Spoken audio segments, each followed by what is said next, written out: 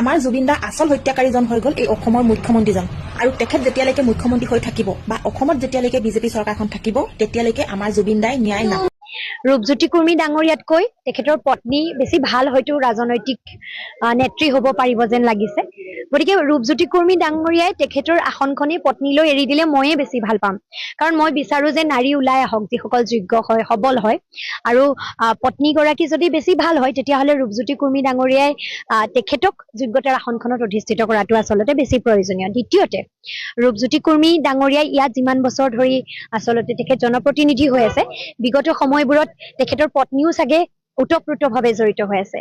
গতিকে ৰূপজ্যোতি কুৰ্মী ডাঙৰীয়াৰ পত্নীও হয়তো দেখিছে যে শ্ৰমিকসকলৰ সন্তানে আমাৰ কৃষকৰ সন্তানে খোৱা পানী পোৱা নাই।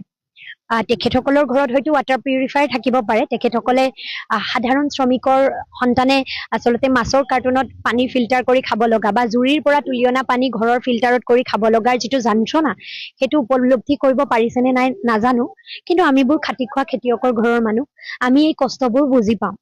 আজি সীমা সমস্যাৰ সময়ত আচলতে বুকুত সন্তানক সাৱটি শুবলৈ বাধ্য হোৱা মাকগৰাকীয়ে যি যন্ত্ৰণা উপলব্ধি কৰে যে মোৰ ওপৰত অত্যাচাৰ হ'ব নেকি, শুই থাকোঁতে ঘৰখন কোনোবাই ভাঙি দিব নেকি, জ্বলাই দিব নেকি, এই নিৰাপত্তাহীনতাত ভুগি থকা প্ৰতিজন পিতৃ মাতৃৰ যি অসহায় কাতৰ অনুভৱ এয়া আমি বুজি পাওঁ, কাৰণ আমি সাধাৰণ মানুহ।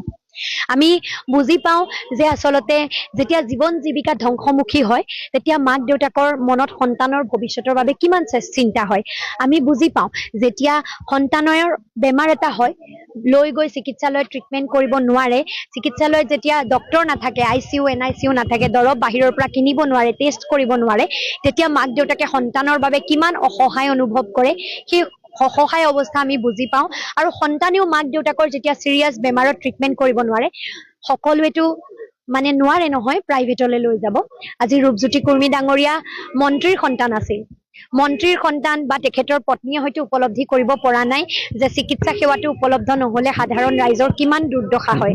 কাৰণ তেখেতসকলৰ পইচা আছে, তেখেতসকলে পাৰিব প্ৰাইভেটত ট্ৰিটমেণ্ট কৰিব, মন গ'লে আমেৰিকালৈ লৈ যাব পাৰিব। শিক্ষা ব্যৱস্থাটো সাধাৰণ ৰাইজৰ বাবে ভাল হোৱাটো কিমান দৰকাৰী এইটো হয়তো তেখেতসকলে অনুভৱ কৰিব নাই পৰা, কাৰণ তেখেতসকলৰ প্ৰাইভেটত পঢ়ুৱাবলৈ টকা আছে। সাধাৰণ শ্ৰমিকৰ সাধাৰণ কৃষকৰ প্ৰাইভেটত পঢ়ুৱাবলৈ টকা নাথাকে, প্ৰাইভেট নাৰ্ছিং হোমত লৈ যাবলৈ টকা নাথাকে। আজি শ্ৰমিকসকলৰ জীৱন জীৱিকাৰ যি কষ্ট হৈছে এই জীৱন জীৱিকাৰ কষ্টখিনি ৰূপজ্যোতি কুৰ্মী ডাঙৰীয়াৰ পত্নীয়ে যদি বিগত সময়ত উপলব্ধি কৰিব পাৰিছিল তেতিয়াহ'লে আমি ভাল লাগিলেহেঁতেন যদি তেখেতৰ জীৱন সংগীক সেই কথাবোৰ সোঁৱৰাই দিলেহেঁতেন। যদি প্ৰতিগৰাকী শ্ৰমিকৰ সন্তানক তেখেতে নিজৰ বুকুত আঁকোৱালি লৈ মোৰ সন্তান আৰু মোৰ সন্তানে বিশুদ্ধ খোৱা পানী পাব লাগিব বুলি তেখেতৰ জীৱন সংগীজনক দাবী জনালেহেঁতেন, শ্ৰমিকসকলৰ লগত মজুৰি বৃদ্ধিৰ বাবে প্ৰতিবাদ কৰিলেহেঁতেন, কৃষকসকলৰ দৈনন্দিন জীৱনৰ তাৰণাবোৰৰ ক্ষেত্ৰত তেখেতসকলৰ সংগ দিলেহেঁতেন আৰু দাবী জনালেহেঁতেন যে প্ৰতিগৰাকী সন্তানৰ মাতৃ হৈ এই সমস্যাবোৰ সমাধান কৰিবলৈ যুঁজি মোৰ ভাল লাগিলেহেঁতেন। মই এতিয়াও তেখেতলৈ আহ্বান জনাওঁ, আহক, ওলাই আহক।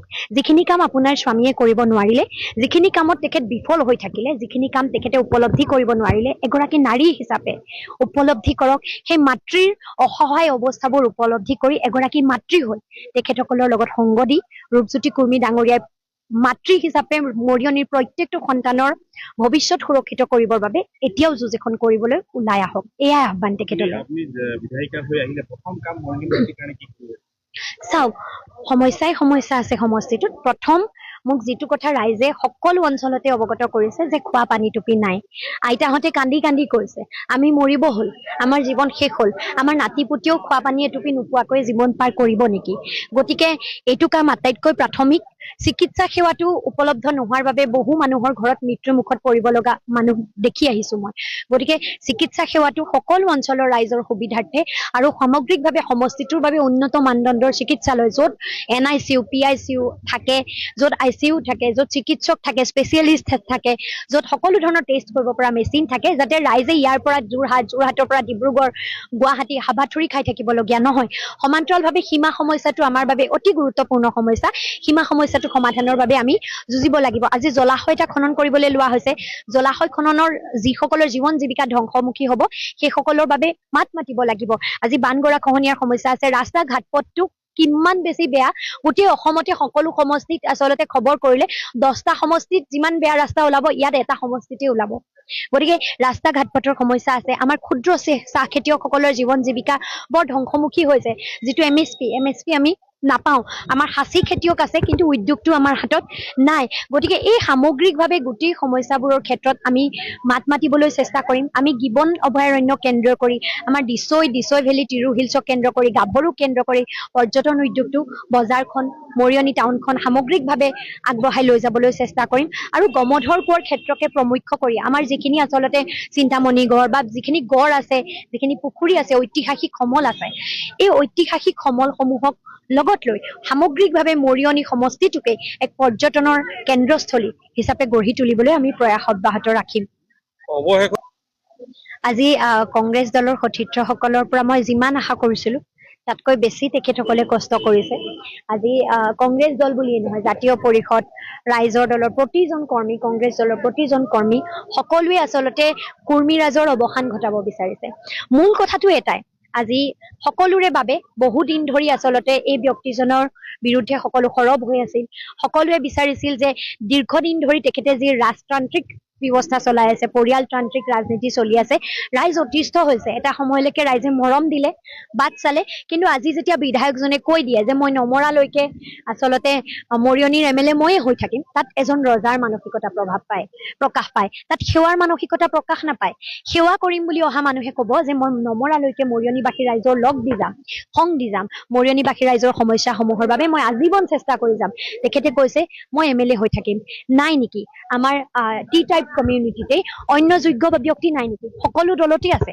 তেখেতে নিজৰ আসনখন তেখেতেতো কৈ থাকে মই চাহ শ্ৰমিকৰ সন্তান বুলি নহয়তো তেখেত মন্ত্ৰীৰ সন্তান আছে নেকি কেতিয়াবা তেখেত লাইনৰ ঘৰত চাহ শ্ৰমিকৰ জীৱনত শুই উঠাৰ পৰা যিখন জীৱন সংগ্ৰাম পানী টুপি আনি গাটো ধোৱাৰ পৰা গেলা পচা পানী খাই ৰাতিপুৱাই কৰ্মস্থলীলৈ ওলাই যোৱাৰ যিখন সংগ্ৰাম কুৰ্মী ডাঙৰীয়াই দেখিছেনে সেইখন সংগ্ৰাম এজন মানুহৰ জ্বৰ হলে সাধাৰণ বেমাৰ এটা হলে চাহ শ্ৰমিকৰ ঘৰত যি দুখ হয় যি বেদনা হয় যিটো মজুৰি পায় সেই মজুৰিত খাবলৈ ঘৰখন চলিবলৈ কিদৰে কষ্ট হয় সপোন দেখা ল'ৰা ছোৱালীবোৰে শিক্ষা ব্যৱস্থাৰ অভাৱত যিদৰে হাহাকাৰ কৰে অৰ্থনৈতিক সংগ্ৰামখন কুৰ্মী ডাঙৰীয়াই দেখিছেনে কেতিয়াবা নাই দেখাটো কাৰণ তেখেত আছিল মন্ত্ৰীৰ সন্তান চাহ শ্ৰমিকসকলৰ মাজতে যোগ্য এনে বহু সন্তান আছে যিসকলে প্ৰকৃতাৰ্থত শ্ৰমিকৰ সন্তান যিসকলে আশা কৰিছে বিভিন্ন সংগঠনৰ মাধ্যমেৰে চাহ শ্ৰমিকসকলৰ বিষয়বস্তুবোৰ উপস্থাপন কৰি আছে যিসকল সামাজিকভাৱে চাহ শ্ৰমিকসকলৰ জীৱনৰ উন্নত মানদণ্ডৰ বাবে যুঁজি আছে প্ৰত্যেকটো দলতে আছে তেখেতৰ আসনখনে এৰি দিব লাগিছিল ইমান দিনে বেলেগ এজনৰ বাবে দিয়াটো নাই গতিকে আজিৰ দিনটোত দল মত নিৰ্বিশেষে সকলো মানুহে মৰিয়নিবাসী ৰাইজে কুৰ্মী ৰাজৰ অৱসান বিচাৰিছে কুৰ্মীক ৰাজক অন্ত পেলাব বিচাৰিছে আৰু মৰিয়নি সমষ্টিটো উদ্ধাৰ কৰিব বিচাৰিছে ৰক্ষা কৰিব বিচাৰিছে গতিকে গৌৰৱ গগৈ ডাঙৰীয়া আহি আছে আমি খুবেই সুখী এই কথাটোত তেখেতসকলে যথেষ্ট সহযোগ কৰিছে পল্লৱী বাই যথেষ্ট ইনভলভ হৈছে মোৰ লগত আমাৰ অখিল গগৈ ডাঙৰীয়া আহি আছে কংগ্ৰেছৰ আমাৰ ব্লক পৰ্যায়ৰ মণ্ডল পৰ্যায়ৰ বুথ পৰ্যায়ৰ সকলো ব্যক্তিবৰ্গ আমাৰ লগত জড়িত হৈ আছে আমি এইবাৰ কুৰ্মী ৰাজৰ অন্ত পেলাম চৰকাৰী চাকৰিত 65 বছৰ 60 বছৰ হোৱা মানুহ এজনৰ এক্সপিৰিয়েঞ্চ আটাইতকৈ বেছি থাকে তাৰ পাছতো তেখেতৰ অৱসৰ ঘোষণা কৰোঁ আৰু নতুন এজনক সেই ঠাই পূৰণ কৰিবলৈ দিওঁ কিয় কাৰণ বহু বছৰ ধৰি এজন মানুহে কাম কৰাৰ পাছত তেখেতৰো ভাগৰ লাগে আৰু সেই ঠাইত নতুন এজনে উদ্যমেৰে কাম কৰিব পাৰে দীৰ্ঘদিন ধৰি ৰূপজ্যোতি কুৰ্মী ডাঙৰীয়া ইয়াৰ জনপ্ৰতিনিধি হৈ আছে কিন্তু জনপ্ৰতিনিধি হৈ থকা তেখেতৰ দীঘলীয়া অভিজ্ঞতাই তেখেতক হয়তো এয়া অনুভৱ কৰিবলৈ নিদিলে যে ইয়াত ল'ৰা ছোৱালীবোৰে খাবলৈ পানী নাই পোৱা ৰাস্তা ঘাট পথত আজি বতৰ বেয়া এনে বতৰত ল'ৰা ছোৱালী স্কুললৈ কাৰোবাৰ বেমাৰ হ'লে হস্পিটেললৈ যাব নোৱাৰে সীমা সমস্যা আছে তাৰ বাবে বহু ৰাইজ নিৰাপত্তাহীনতাত ভোগে জলাশয় খনন কৰিবলৈ লোৱা হৈছে ৰাইজৰ বিৰুদ্ধে মাটি বান গৰা খহনীয়াৰ সমস্যা আছে মাটিৰ পত্ৰাৰ সমস্যা আছে শিক্ষাৰ উন্নয়ন নাই হোৱা স্বাস্থ্যৰ যথেষ্ট বেছি স্বাস্থ্য সেৱাৰ সমস্যা আছে গতিকে দীৰ্ঘদিনীয়া তেখেতৰ অভিজ্ঞতাৰে তেখেতক এক দাম্ভিকতা মানসিকতা দিছে যাৰ বাবে তেখেতে কৈছে মই আজীৱন মৰিয়নিৰ এমএলএ হৈ থাকিম অথচ তেখেতে কোৱা নাই যে মই আজীৱন নমৰালৈকে মৰিয়নিবাসী ৰাইজৰ সেৱা কৰি যাম তেখেতে কৈছে মই নমৰালৈকে এমএলএ হৈ থাকিম এইটোতো ৰাজতন্ত্ৰৰ এক মানসিকতা গণতন্ত্ৰ নহয় মোৰ নামটো জ্ঞানশ্ৰী বৰা মোৰ এই ৰাজনৈতিক যি যাত্ৰা এই ৰাজনৈতিক যি মোৰ আচলতে পৰিচয় এই পৰিচয়ত মই কাৰোবাৰ পত্নী নহয় এই পৰিচয় কাৰোবাৰ পত্নী হিচাপে মই লাভ কৰা নাই। এই পৰিচয় মই কাৰোবাৰ পুত্ৰী, কাৰোবাৰ সন্তান হিচাপেও লাভ কৰা নাই। যিখিনিলৈকে আহিছোঁ, নিজৰ কষ্ট, বহু ৰাইজৰ সমৰ্থন, মৰম, ভালপোৱা বুকুত বান্ধি লৈ আহিছোঁ। গতিকে তেখেতৰ পত্নীৰ যাত্ৰাৰ বিষয়ে মই নাজানো। তেখেতৰ পত্নীয়ে ৰাইজৰ বাবে নিজাকৈ কি কৰিছে বা তেখেতৰ নিজা কি পৰিচয়, এই বিষয়ে মই অৱশ্যে অৱগত নহয়। তেখেতৰ প্ৰতি মোৰ যথেষ্ট শ্ৰদ্ধা আছে। এগৰাকী মহিলা, তেখেতো আহক ৰাজনীতিলৈ, ভাল লাগিব। ৰূপজ্যোতি কুৰ্মী ডাঙৰীয়াতকৈ তেখেতে চাগে বেছি ভালকৈ কৰিব পাৰিব। গতিকে তেখেত আচলতে কেনে এজন প্ৰাৰ্থী বুলি বিচাৰোঁ বুলি ক'বলৈ গ'লে প্ৰথমতে নিজৰ নিৰ্বাচনৰ আগত যিসমূহ বক্তৃতা বা বাক বিতণ্ডাসমূহ দিয়া হয়, সেইসমূহ দিয়াতকৈ আচলতে বক্তৃতাই যিদৰে মানুহৰ মন খুৱায়, কিন্তু কৰ্মইহে মানুহৰ মনত বিশ্বাস জন্মায়, আৰু সেই বিশ্বাস জন্মাব পৰা এজন আচলতে প্ৰতিনিধি আমি আশা কৰোঁ। আৰু লগতে যোৰহাট সমষ্টিলৈ যদি আমি লক্ষ্য কৰোঁ, এফালে এজন অভিজ্ঞ তথা যোৰহাটৰ আদিম সমস্যাসমূহৰ সৈতে পৰিচিত থকা এজন ব্যক্তি, আৰু আন দিশে যদি আমি চাওঁ এজন নেশ্যনেলিষ্টভাৱে ভাল স্পীকাৰ তথা আধুনিকতাৰে এজন পৰিপূৰ্ণ এজন প্ৰগতিশীল ব্যক্তি। আৰু গতিকে আৰু সেইটো পৰিপ্ৰেক্ষিতত আচলতে আমাৰ যোৰহাট সমষ্টি আচলতে খুবেই সুকীয়া তথা আগৰে পৰা খুবেই সুকীয়া তথা ৰাজনীতিভাৱে যদি চাওঁ, ৰাজনীতি ক্ষেত্ৰত খুবেই ৰেয়াৰ তথা দুৰ্লভ বুলি ক'ব লাগিব আচলতে, যিটো আচলতে তেওঁলোকৰ মাজত সন্মানৰ কোঅৰ্ডিনেশ্যন এটা আমি দেখিবলৈ পালোঁ এইকেইদিনত, আৰু সেয়া আচলতে ৰাজনীতিৰ ক্ষেত্ৰত খুবেই ৰেয়াৰ তথা দুৰ্লভ। আৰু আমি যুৱ প্ৰজন্ম হিচাপে আচলতে আমি যিসমূহ পাই আহিলোঁ, পৰিৱৰ্তনসমূহ যিখিনি পাই আহিলোঁ, অৰ্থনৈতিক শোষণ আৰু সামাজিক বৈষম্যৰ মাজত ডাঙৰ দীঘল হৈ ধনী দুখীয়াৰ মাজত আকাশ পাতাল পাৰ্থক্য আচলতে প্ৰত্যক্ষ কৰি অহা, ৰাজনৈতিক অৱহেলা আৰু সীমাহীন দুৰ্নীতিৰ পৃষ্ঠপোষকতাৰ মাজত আচলতে আমি লালিত পালিত হৈ আহিছোঁ।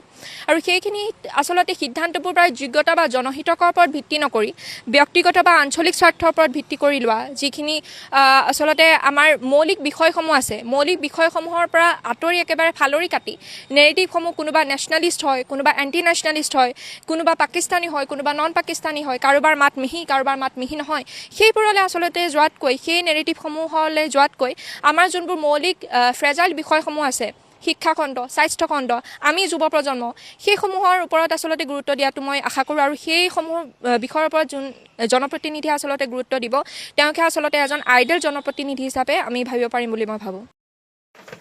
আৰে মইতো অসমীয়া হয়, মোৰ দেউতা 1918 চনত আসামতে আহিছে, তো মই কেনেকা বহিৰাগত হ'লোঁ?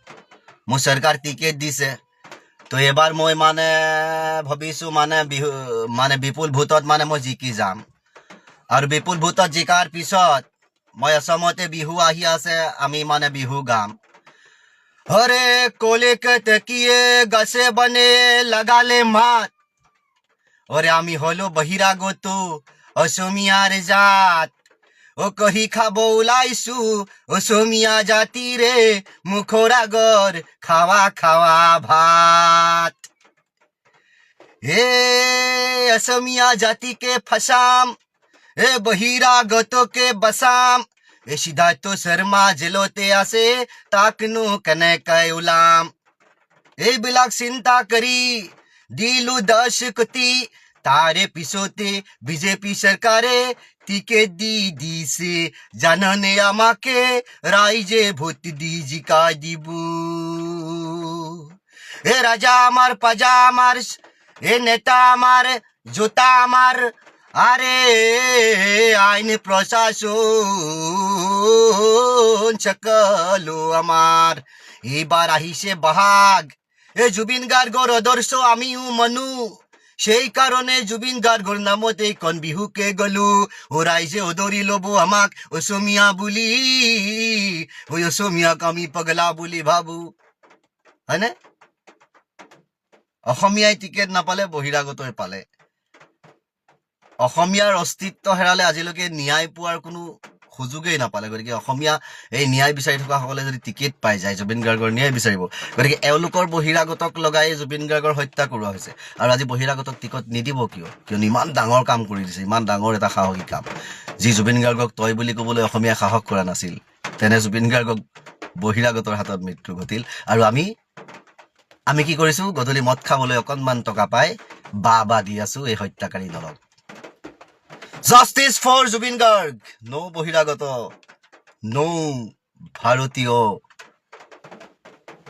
জনতা পার্টি, দিস ইজ এ বহিরাগত জনতা পার্টি, দিস ইজ এ বিদেশী জনতা পার্টি। ওকে, नेक्स्ट सरकार बदलना पड़ेगा, तब जुबिन गर्ग को न्याय मिलेगा और उसका आत्मा को शांति मिलेगा। इसीलिए बोला कि ये जो बहिरागत जिसको टिकट मिला है, जिस विधायक बनने वाला है, उन लोगों को मुंह पे असम का लोगों ने थू मारो, उन लोगों को हरा दो और इस सरकार को हरा दो, तब मिलेगा जुबिन का न्याय, तब मिलेगा देश में शांत। नहीं तो अगले 5 साल में ना भोगना पड़ेगा ये असम का जनता। तो justice for Zubeen Garg. Thank you. যদি জুবিন গাৰ্গ যদি হেমন্ত বিশ্ব শৰ্মা আকৌ ভুলবশতঃ CM হৈ গ'ল, আপোনালোকে আৰু আমি অসম এৰিব লাগিব, অসমীয়া জয়াই অসম ক'ব নোৱাৰি। আৰু আপুনি নিজৰ জেগাত নিজে আত্মসন্মান বিক্ৰী কৰে, তাৰ মানে উলংগ হৈ পেলাই ফাঁচি ল'ব লাগিব। অপ্ৰিয় সত্য নহয়, এইকাৰণে মই ইউনিভাৰ্চেল ট্ৰুথ বুলি ক'লো। আপুনি চাওক, যদি জুবিন গাৰ্গক ইলেকশ্যনৰ পিছত ন্যায় দিয়ে, হ'বই নোৱাৰে। আৰু সেইকাৰণে অসমবাসী জাগক, অসমবাসী অস্তিত্ব স্বাভিমান ধৰক, এইখিনি কথাই কম বাৰে বাৰে। কাৰণ জয়াই অসমৰ ধ্বনি যদি ধৰিব লগা হয়, তেতিয়াহ'লে অসমবাসীৰ আত্মস্বাভিমান ৰাখিব লাগিব। 40 লাখ মানুহক তেওঁলোকে হিতাধিকাৰী দিছে, বাকী 3,70,00,000 পৰা মাইনাছ কৰি দিয়ক। সেই মানুহখিনি আত্মজ্ঞান দি পেলাই যিখিনিক ভোট দিব, পাৰ্টি চাই পেলাই ভোট দিয়ক। দল চাই ভোট দিলে এইবাৰ চাৰিওপিনৰ পৰা অসমবাসী ধ্বংসমাখি হ'ব। কাৰণ প্ৰথম অসম, মই বাৰে বাৰে ৰিপিট কৰিছোঁ, এইবাৰ ইলেকশ্যন প্ৰত্যাহাৰ কৰা নাই, ভাল কথা মই নকওঁ, কিন্তু এইখিনি কথাত কিন্তু আমাৰ অসমীয়াই কিন্তু ধ্বংস হ'ব। কাৰণ আমাৰ অসমীয়াৰ এটা প্ৰভাৱ আছে, আমি কেঁকুৰা জাত, নিজৰ মাতৃৰ বুকু খাই মাতৃক ধ্বংস কৰি, মাতৃক মৃত্যুবৰণ কৰি আমি জন্ম লওঁ। এই অভিশাপকাৰ আমি গুচাব লাগে। য'ত জুবিন গাৰ্গে এইষাৰ কথা কৈছিলে, লাগাৰ সময়ত লাগতিয়াল মানুহে আগবাঢ়ি নাহে, আৰু শেষ বুলিলে শেষ হৈ নাযায়। এইষাৰ কথা মই ৰিপিটেডলি কৈছিলোঁ। কাৰণ জুবিন গাৰ্গক কৈছিলে, ময়ো কওঁ, সেইকাৰণে কৈছোঁ জয়াই অসম।